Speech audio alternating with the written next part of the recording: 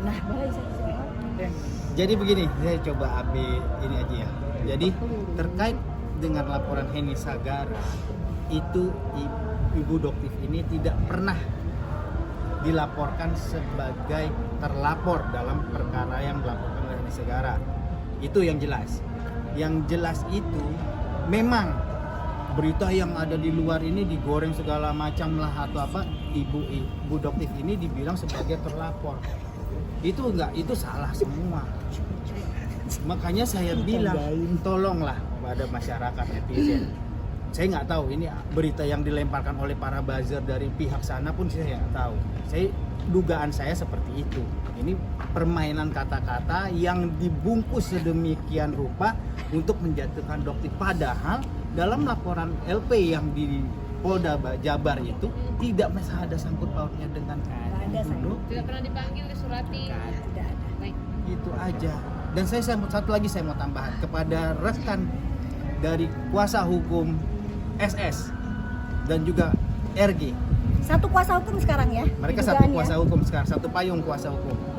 Terkait dengan laporan kita, laporan Doktif yang ada di Polres Jakarta Timur, tolong sebagai warga negara yang baik dan taat hukum, yang menghormati hukum, tolong datang.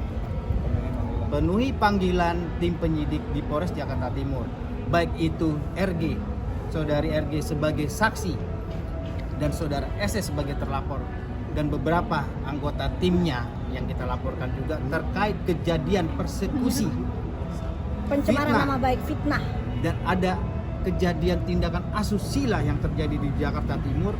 Kami mohon datang ke Polres Jakarta Timur untuk memberikan keterangan yang selama ini saudari RG tidak pernah datang, padahal statusnya hanya saksi. Itu lucu buat kami, saksi loh, Udah ketakutan. bukan terlapor. Nah, ini menjadi suatu yang agak lucu buat kami. Itu aja. Yang jelas, insya Allah berdasarkan informasi dari pihak penyidik terhadap laporan yang di Jakarta Timur, beliau sudah dikirimkan untuk saudara SS, sudah dikirimkan surat undangan kembali. Jadi Minggu saya depan, mohon untuk datang.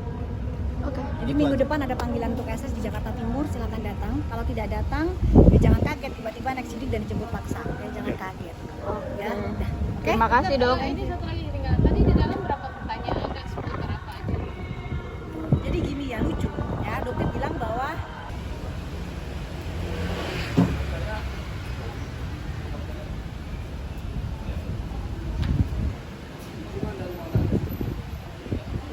Deposito Markus itu kuat banget. Kenapa?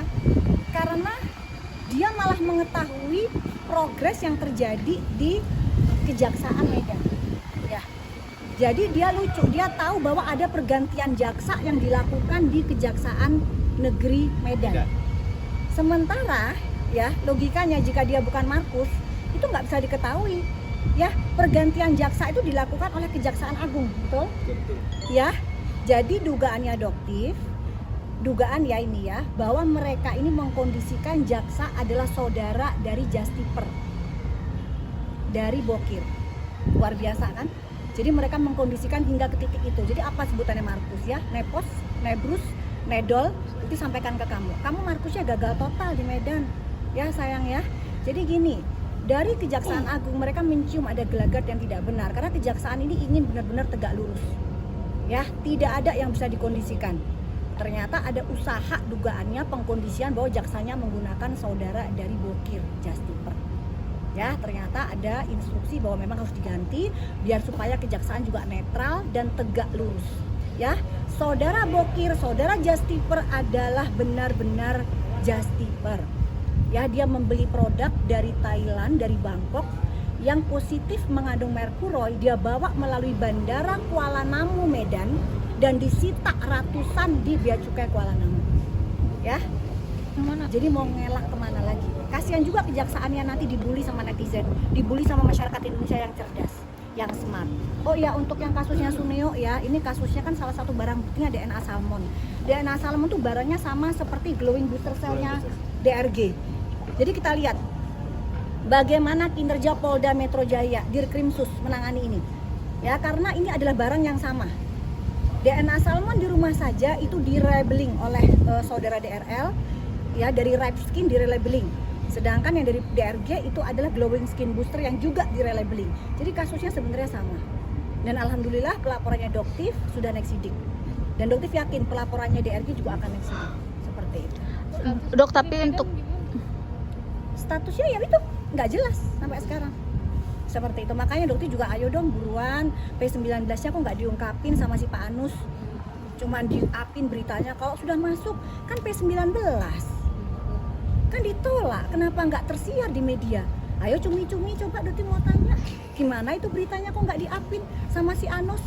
Ditanyakan dong apakah betul pada saat masuk ke kejaksaan P19 harusnya cumi-cumi juga menanyakan itu. Ini orangnya. Ya, jadi jangan cuman di-up-nya seolah-olah udah masuk, seolah-olah naik, dilempar sama kejaksaan P19. Ya, jadi juga penyidik juga hati-hati ya dari Polres Medan. Yuk tegak lurus kalian kinerjanya. Ini dipantau loh oleh masyarakat Indonesia, dipantau dan Doktif nggak akan bisa diam. Apalagi jika ada dugaan kriminalisasi ketidakadilan di sini. Oh, gimana? Hah?